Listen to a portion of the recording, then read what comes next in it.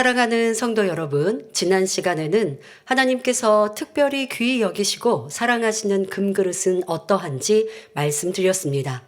첫째, 변하지 않는 그릇을 금그릇이라 했지요. 두 번째로 소중한 그릇이 금그릇이라 했습니다. 오늘 말씀을 통해서도 하나님께서 사랑하시고 귀히 여기시는 사람은 어떤 모습인지 깨달아 열심히 침노해가는 성도님들이 되시길 바랍니다. 사랑하는 성도 여러분, 하나님께서 인정하시는 금그릇은 세 번째로 아름다운 그릇입니다. 그럼 하나님께서는 어떤 것을 보시고 아름답다 하실까요?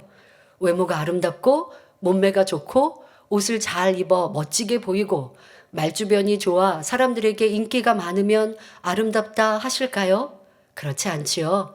하나님께서는 사람의 속에 악이 없고 그 마음과 행함이 선에 속한 것을 아름답다 하십니다. 한마디로 선한 사람입니다. 성경상에 하나님께서 아름다운 그릇이라 여기시는 인물로는 에스더를 들 수 있습니다. 이스라엘은 하나님의 말씀을 떠나 우상을 섬겼고 그러니 이방 나라의 침공을 받아 멸망하게 됩니다. 북이스라엘은 BC 721년 아수르에 의해 멸망을 당하였고 이후 남유다도 바벨론의 침략을 받고 많은 사람들이 포로로 잡혀갔지요. 에스더도 유다인으로 바벨론에 이어 세워진 바사 제국에서 살고 있었습니다. 그런데 하나님의 섭리 가운데 대제국 바사 아하수에로의 왕의 아내가 됩니다. 하나님의 은혜로 한순간에 부와 명예, 권세, 존경을 받는 위치가 된 것입니다. 에스더는 부모 없이 친척 모르드게의 손에서 선장하였습니다. 많은 사람을 보면 성공하거나 자신의 위치가 높아지면 나를 가르쳐주고 은혜를 베풀어 주신 분에 대해 한두 번 감사하고 이후에는 내 마음대로 하려는 것을 봅니다. 에스더는 왕후가 된 후에도 모르드게의 은혜를 잊지 않았고 모르드게의 말에 순종하는 것을 볼 수 있습니다. 또한 에스더는 동족 유다인들이 전멸될 상황에 처하자 자신의 위치와 안위를 유지하고자 자기 유익을 구하는 것이 아니라 죽으면 죽으리라는 희생과 사랑을 보입니다. 그리고 아버지 하나님만 의지하여 금식하며 아버지 하나님께 매달립니다. 그러니 하나님께서 모든 일을 형통케 인도하십니다. 아하수에로 왕은 왕후나 후궁이라고 해도요, 왕이 부르지 않고는 임의로 왕 앞에 먼저 나갈 수가 없는 상황이에요. 아버지 하나님을 기쁘시게 드리기 위해 3일을 금식하고 그리고 왕 앞에 나아갑니다. 자, 그런데 이때 왕의 눈에 에스더가 심히 사랑스럽게 보였습니다. 그리고 에스더 5장 3절에 보니 왕이 이르되 왕후 에스더여 그대의 소원이 무엇이며 요구가 무엇이뇨? 나라의 절반이라도 그대에게 주게노라라고 왕이 말하고 있습니다. 바로 하나님께서 역사하신 것입니다. 그런데 이때 에스더는 조급하여 소원을 곧바로 고한 것이 아니라 현숙함과 지혜로 행하여 결국 자신의 동족을 죽음에서 구해냅니다. 그리고 심히 악하고 교만하여 모르드게와 유다인을 죽이려 괴계를 썼던 원수 하만은 죽임을 당하게 되었지요. 에스더는 참으로 진실하고 헌신적인 마음과 담대한 믿음을 가졌고 또한 지혜로운 여인이었기에 하나님께서 아름다운 그릇이라 하신 것입니다. 다음으로 아버지 하나님께서 아름답다 하신 분은 아브라함 선지자님이십니다. 아브라함은 산날 동안 거짓 없이 하나님을 사랑하였고 믿음으로 순종했던 사람이었습니다. 자, 아브라함은 어떤 상황에서도 자신에게 좋은 것을 주시는 하나님을 믿어드렸기에 슬퍼하거나 괴로워하지 않았고 항상 하나님께 감사만 올려드렸습니다.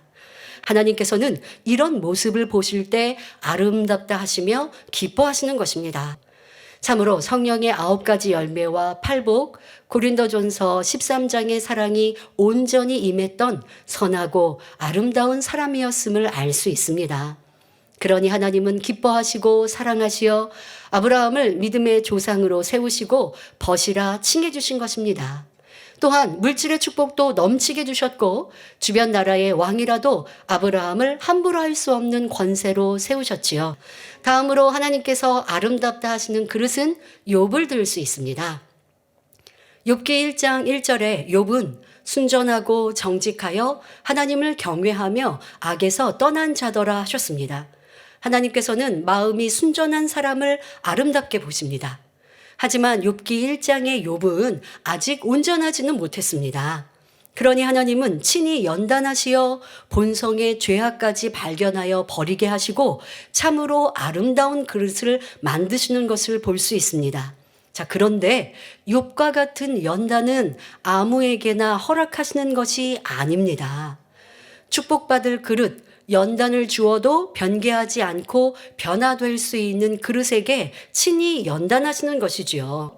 욥의 신앙은 연단을 받기 전에도 하나님께서 집중하여 보실 만큼 순전하고 정직하며 하나님을 경외하고 악에서 떠난 사람이었습니다. 그러했기에 많은 복을 받았고 욥기 1장 3절에는 동방 사람 중에 가장 큰 자라 기록할 정도로 부요하고 지식과 권세도 있었습니다. 그런데 이제 혹독하리만큼 휘몰아치는 연단이 욥에게 시작되었습니다. 하루아침에 모든 자녀가 죽고 그 많던 재산도 잃게 되었지요. 이런 상황에도 욥은 하나님을 원망하지 않고 오히려 감사했습니다. 자, 욥은 처음 주어진 그 큰 연단에도 기쁨과 감사함으로 아버지 앞에 올려드립니다. 그런데 계속되는 연단 속에 스스로 발견할 수 없었던 근본의 악이 올라오지요.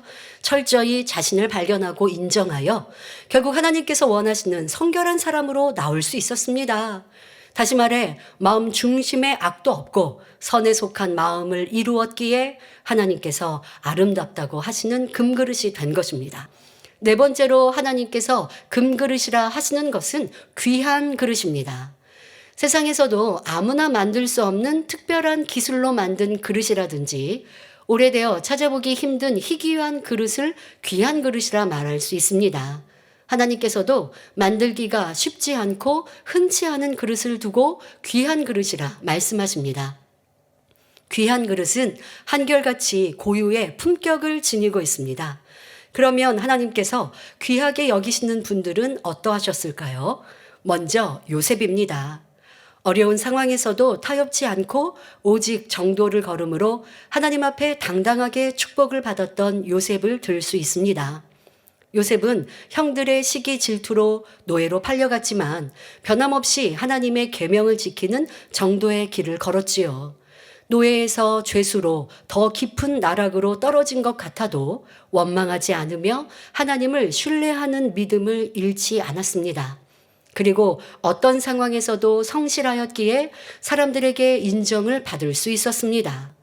요셉은 17세에 노예로 팔려가 30세에 왕 앞에 서며 애굽의 총리가 되기까지 오직 하나님을 믿고 의뢰함과 함께 영육간의 실력을 갖추었던 것입니다. 그러하니 애굽의 왕 다음 가는 치리자의 위치에서도 모든 일을 잘 감당하여 큰 영광과 존귀를 얻을 수 있었습니다.